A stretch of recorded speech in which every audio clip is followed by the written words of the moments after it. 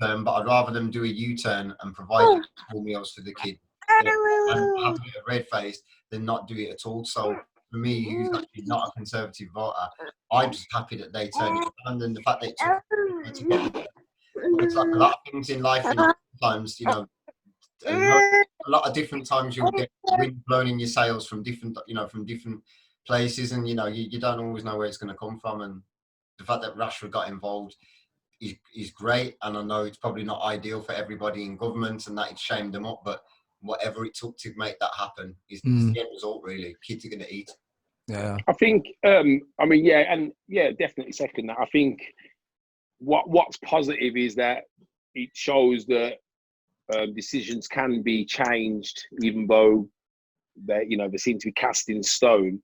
It's just a shame that they even decided they weren't going to do it anyway. I mean, I know normal times, kids who aren't at school in summer holidays don't get money during summer holidays. They just never do. Yeah. But obviously, this is a different circumstance altogether. But what I'm thinking now is, why aren't they supplying these kids who have no money in the first place, why they're getting school meals? Why aren't they providing something for them when there's a holiday? Because all they're then doing is they're putting pressure on the parents to try and find extra money.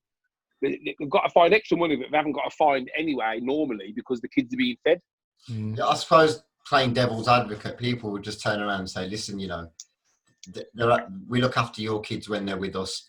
When they're with you, they are actually your kids. And I suppose it is like a really, not really unsympathetic, but it is like a slap in the face reality check. There's too many people now who are having kids who do expect, the state to look after them, feed them, do clothe them, everything. And almost parenting is to an extent being handed over to the state. So then this is where, because as a proper leftist, and I confess I'm a full-on leftist, and that, with a lot of socialist views, but I think sometimes we don't help ourselves.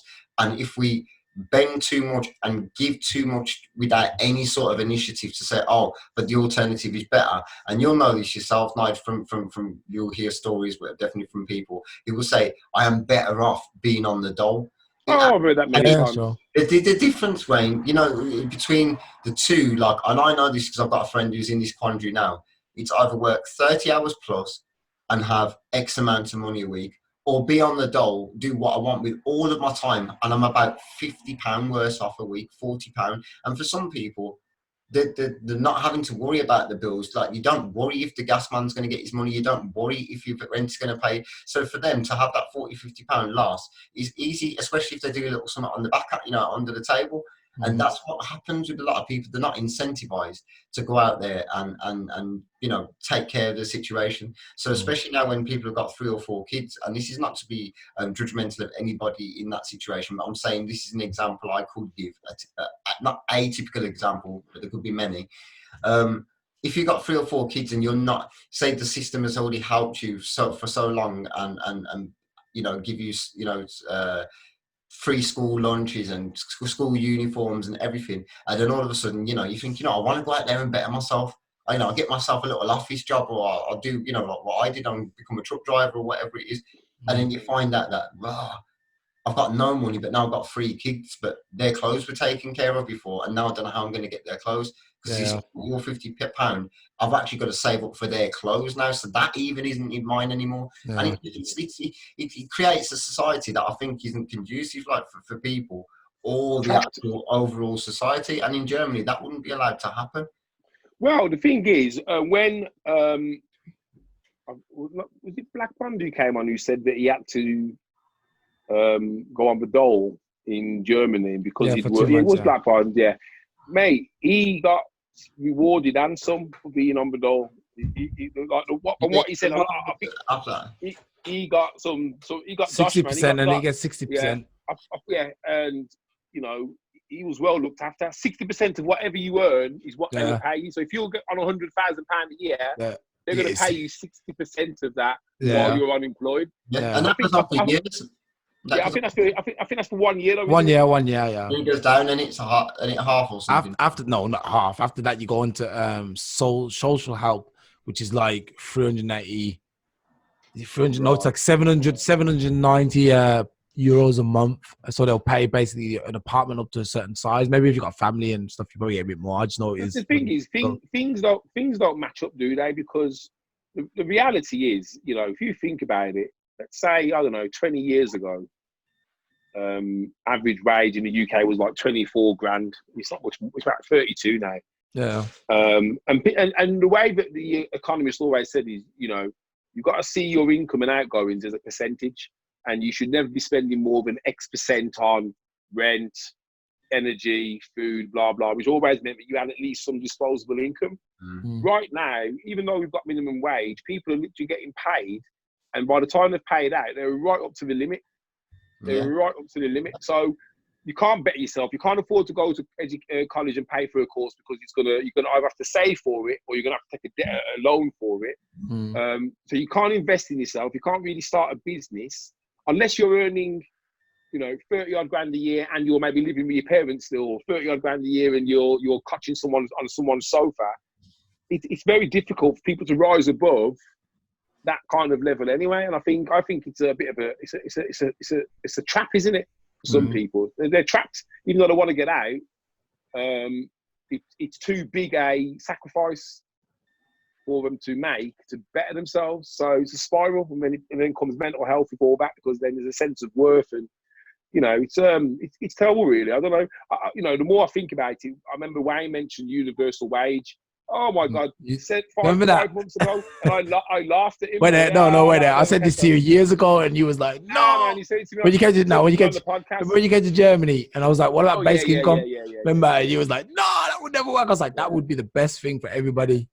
I'm coming around to that way of thinking, and that's what I like about life, and that's what I like about experience and research and stuff, because your mind can be changed, and you can be changed in a positive way, so that you're seeing all sides of every coin, rather than just thinking, well, that ain't bloody right, blah, blah, blah. But especially going through what we've gone through now, it makes more sense than ever.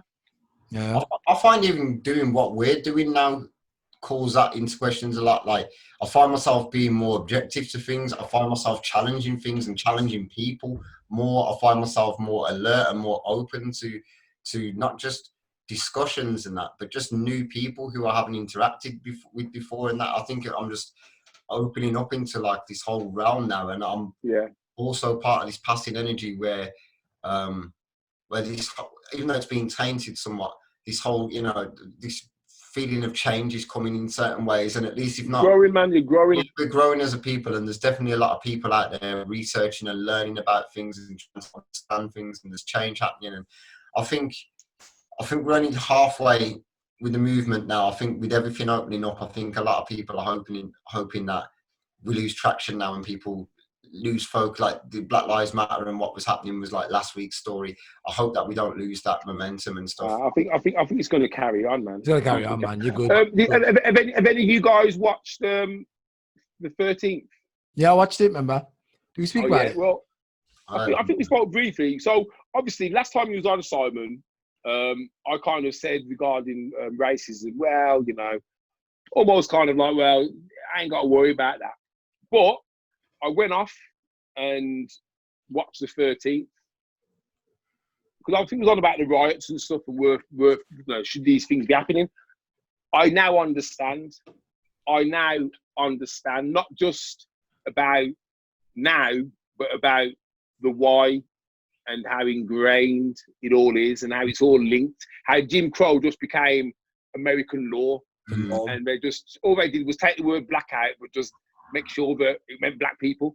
Yeah. So where that anger comes from now, it's where that anger comes from now. I understand where it comes from, and it's given me a lot more insight, if I'm honest. I've actually had to educate people in my network. And I remember there's one guy, and he put something on Facebook, and I kind of ignored it. And then he put something else, so I reached out to him and I said, mate, why do you think that? Now, this guy wasn't having it. He wanted to argue. Oh, well, Donald Trump. Oh, listen. Oh, well, you know, blacks are killing blacks. Oh, yeah. Oh, well, what about David Dawn, the police officer? I said, listen, that's all well and good, but white people kill white people.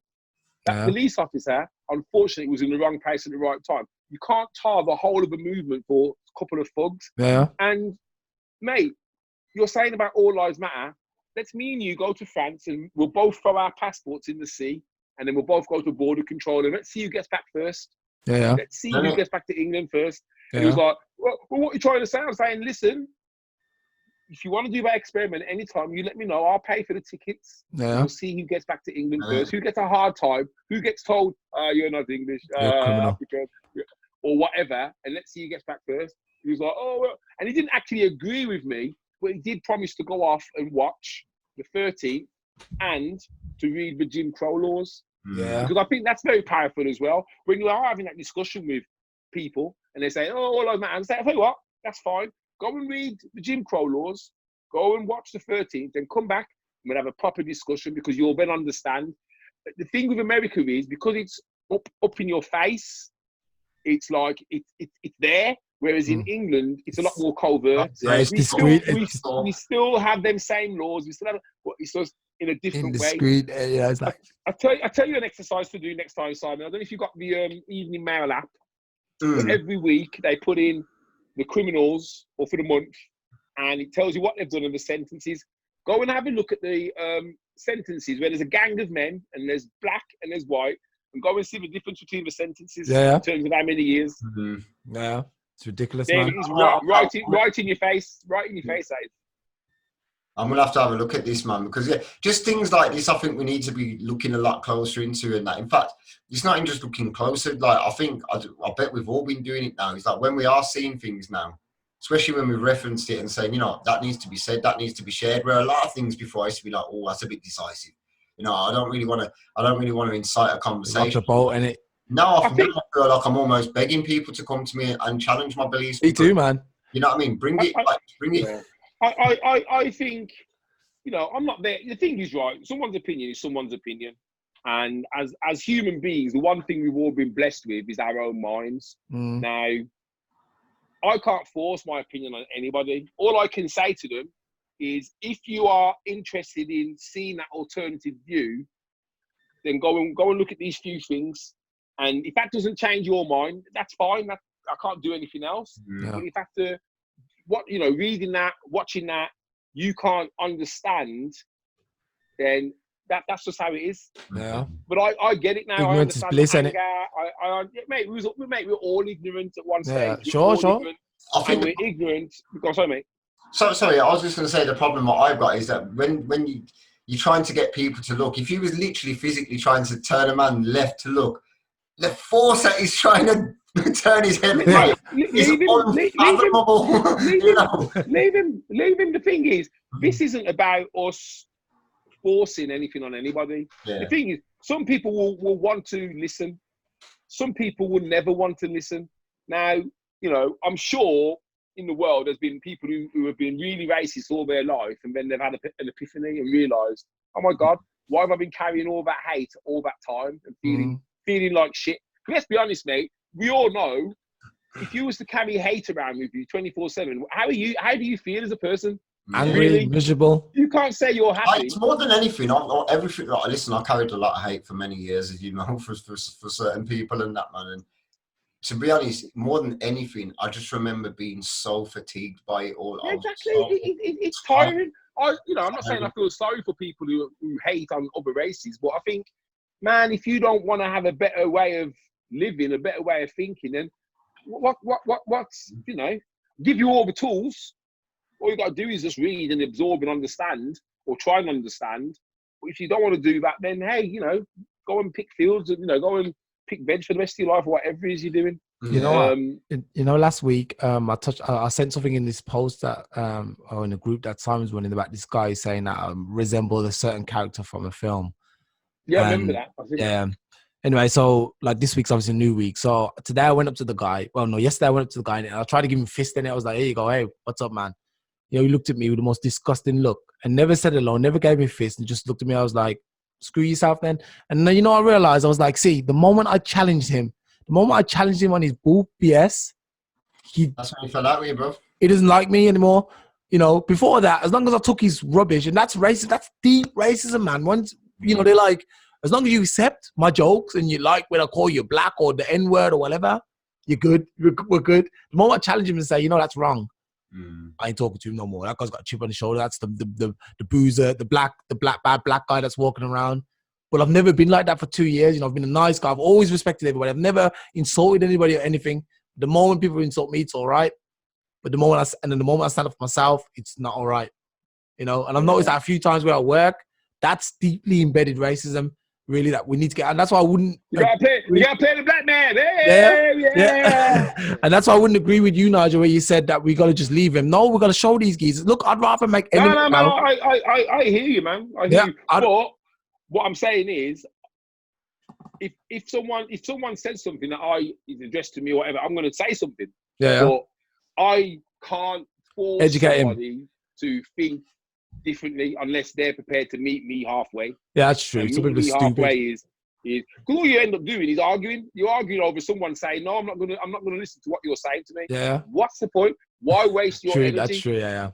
You know what I mean? Look, man, we've all got partners. We've all had our moments where we've had to have words, and we end up arguing about being right. And reality is we're probably wrong, but because we're so stubborn, we're going to say that we're right. You know what I mean? People do it all the time. So someone who doesn't, you can't force someone to change their mind, but you can guide them to a path which might help them change their mind, in my opinion. Anyway, the one topic I did put in, it was the idea that blacks are now become anti-white. Because that's what everyone seems to say. Yeah, if you're just saying Black Lives Matter, that means, you know, you don't like white people, you're racist. I mean, how do you address something? How do you, like I said, the general IQ of people is about 10%. Mate, tell them. The same before, though, isn't it? Excuse me, sorry, Nigel. It goes back to people don't want to look, people don't want to know, people don't want to see. So it doesn't matter. I've seen an interesting post that says, like, if I say Black Lives Matter and you say all lives matter, it's racist. If I say, and it's a lot of things. Now, people have chose to see what they want to see. So we'll try and give them the perfect example. How many perfect examples have you seen that it perfectly defines what Black Lives Matter is all about? And people go, yeah, but you know, I just don't like the way they're putting down them statues. Yeah. The statues, chewing everything like that. Yeah, well, it shouldn't be out during COVID. The beach and everything. Yeah, well, you know, and they've always got another reason. It's like playing hopscotch. You always bounce into the next number and that. And like, I think a lot of people who I spoke to, especially a lot of musicians and a lot of people in our community in Birmingham, especially, they've almost got to that point. Like, listen, I'm picking my battles. You know, I'm going for the cases I might win. You know what I mean? It's almost like the CPS now. We become the Crown Prosecution. We're like, listen, I'm not dealing with that one because that guy is too far gone. He needs to be in a mental hospital. That's not a criminal prosecution right there. This guy here, he's got a little bit of hope because he's umming and ahhing and pretending he gets it. But the worst ones are the ones who pretend to get it, but it's just white noise going into their ears and come out the other side of them. Yeah. They just say something dumb straight afterwards. After 10 minutes, like, yeah. But I still don't agree. Oh, my God. Yeah, it's they're focusing on let's be honest, guys. The reason why they're seeing the negativity anyway is because that's what the media are choosing to show them. You know, I was reading Vice News today, and they had a piece on about the Black Lives march in Oxford Street in London. They had all these beautiful pictures. Must have been about 15 pictures. People just marching, no violence, no nothing. Now, Vice, and I've said the same thing just on the interview I had. What people need to do is if you are going to put the news in your head, go and read the news. Go and download Al Jazeera. Go and download RT. Go and download Vice News. Don't just read one. Read all four. Especially the Sun. Some of them will have propaganda. But if you read between the lines, you'll then start to say to yourself, well, how come they're reporting this atrocity in this news over in this country, but England's not saying nothing about it? And it's really, really bad. You know, and Yemen, wouldn't it?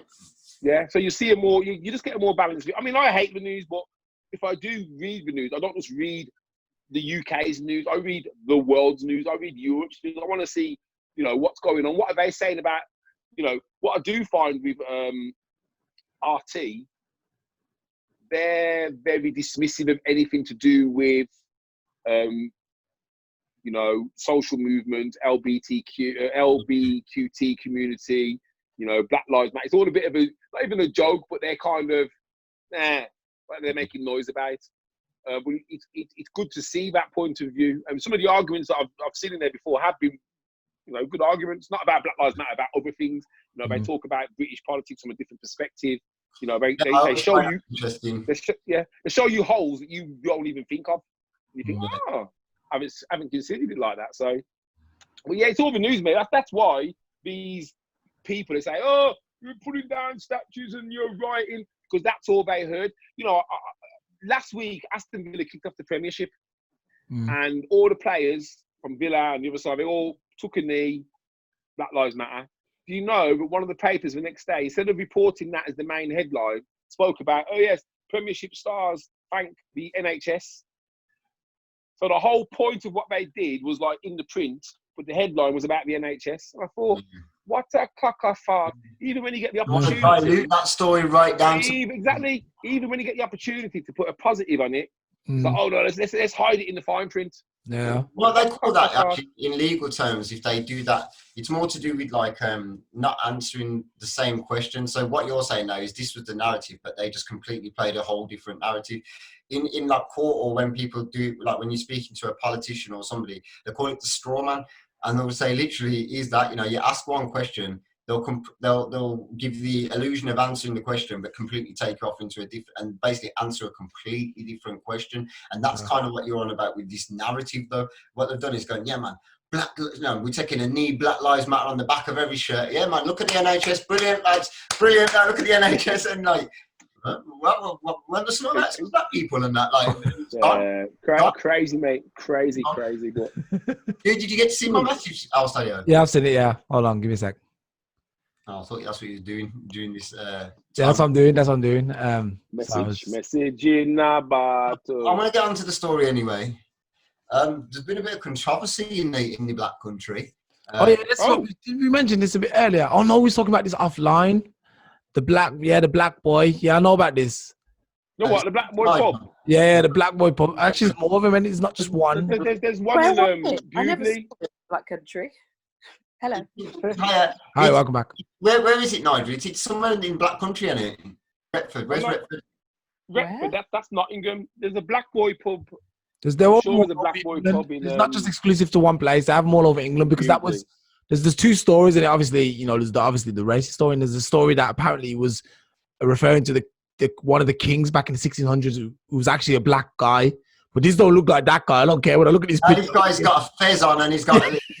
He looks. Apparently, they had pollywogs all inside the pub until they were told to take this out. Yeah, in Retford. So, and a lot of the locals are going mad now because they've took down the sign of the Black Boy, which was because people thought it was in reference to chimney sweepers, and someone said it in one of the comments online, and they said, "No, mate, look at this picture." So a gold herder. You put it on screen, Wayne. Can you just in case anyone's give me a sec. I'm looking at it now. I'm on and I'll do it. Hold on. Give me a sec. I'll show everyone this picture. See if you can give us a bit of context to the story, a bit of meat. Mirrors! He's got a Tommy Cooper hat on, hasn't he? Yeah.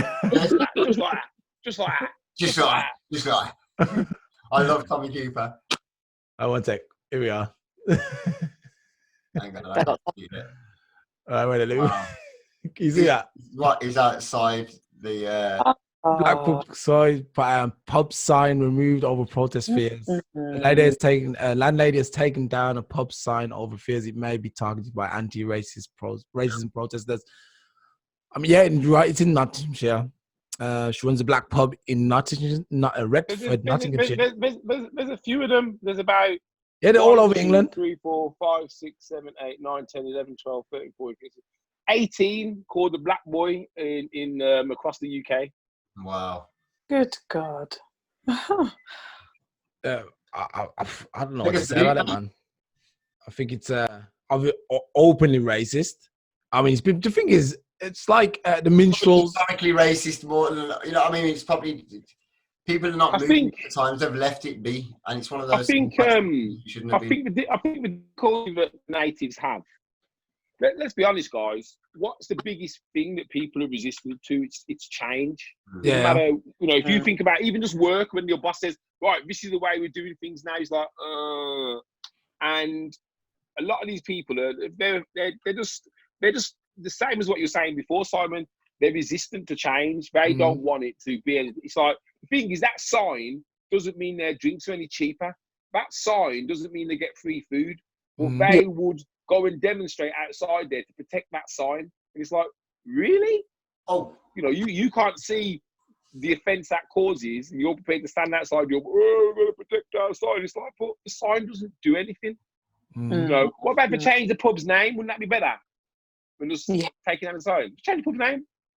what about this guy in America? I don't know if you've heard this story floating around over the last few days. There was this a Facebook post where there's a young black activist or sort of guy who's gone into a school board and he's talking about changing the name of this school, which was actually named after a Confederate leader who was a brutal slaver. And I don't know if you got to see this, but he's calling out one of the school governors because while he's actually trying to give his speech, his impassioned speech about why this, I think it's called Richard E. King or something, this guy's name, if you want to have a look at that way, and I think his name was.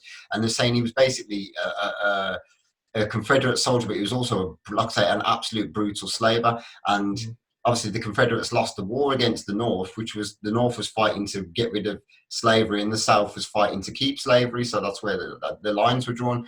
And this guy obviously had a school named after him for all these years. And this guy was like, you know, you've got, you know, this is our challenge to have the school name changed. But one of the board of governors, a lady called Connie, she was sat there shocking on her phone while she was meant to be listening and deliberating to what he was saying. And one of his friends, I guess, took a picture of her shopping. So instead, he goes, I wanted to talk about Richard E. King or whatever his name is, but I don't want to talk about that. I want to talk about you, Connie. And then he says, and he showed the phone saying, this is you shopping while I'm trying to, you know, talk about something. And this is because this person was she's a descendant of one of these people. And she was one of the governors fighting to have the name kept as it was. So he says, no, you're trying to preserve your history, but you're not trying to preserve mine. You know what I mean? This guy was a brutal person who did this to all of our people. But as long as your history is in place, you know what I mean? And it was really quite powerful, man. You should try and have a look at it. I think it'll be on TYT anyway, Wayne. But it's really, really cool. Yeah. Apparently these guys had a few protesters turn up, man, to the pub, looking like some spastics. Excuse my language. Well, you can't say words like that, man. They look like invalids, man. They're like people. Why you look? The pub's still there. Are you protesting because of a name? It's just a name. It's a racist name too. The black boy. So there's no reason to argue. You should be reflective enough to say, yeah, you know what, that might be a bit questionable. So yeah, it's probably better if that's down. No, instead you're going there, put the name back, put the name back. Basically saying we want to keep racism in England. The thing is, when you kind of reflect on it, them pubs should have been renamed a long time ago. Yeah. They shouldn't have been spotted now and go, oh. When they bought that pub, one of the things they should have said is, can we change the name? And the fact that they didn't even do that, if you think these people have gone out, we're from the Black Boy pub. Well, the Black Boy, the Black Boy. Make a little joke about him wearing his hat and that. And it's only now that they thought, we've got a dodgy name. That name's been dodgy for the last 100 years. Yeah, but racism like for the last 20 years. It's dodgy for the last 10 years. Dodgy for the last 5 years. But it's taken this movement for them to even consider, and that's why it is powerful, Simon. And that's why I think we will see some change. We won't see complete change, but we will see some change. Yeah. Hey, before we go, do you think we're going to know where to leave it? Where, like, to say, okay, then that is an actual victory? Because there are things changing a lot. Do you think there's a danger that once we get what we perceive we need, there's just going to be more things added on to that is my biggest fear, and I think I was trying to allude to it a couple of weeks ago, is what do we want? Now, if they were to say, okay, right, America, we're going to rewrite the laws and all this incarceration, that's fine. The Americans have got something. What do we as British want now? We've got to get black history taught in schools properly, man. You've got to start with a proper foundation, and the foundation is knowing what everybody feeling like they know where they come from and what they're about. And I think what we should do, especially so not just with black people, I think we should look at the whole makeup of British society. Like Birmingham is very specific in fact, it's probably got a load of different things, but we should learn probably the top 4 or 5 you know, races that we have here that make up our population, and make sure that we all learn a bit about it. Like, I would think we should learn a bit about Somali history, not because we should know, but we've got a massive Somali population. They're black people. The thing is, if the way that you would get people's attention, and again we spoke about this last week,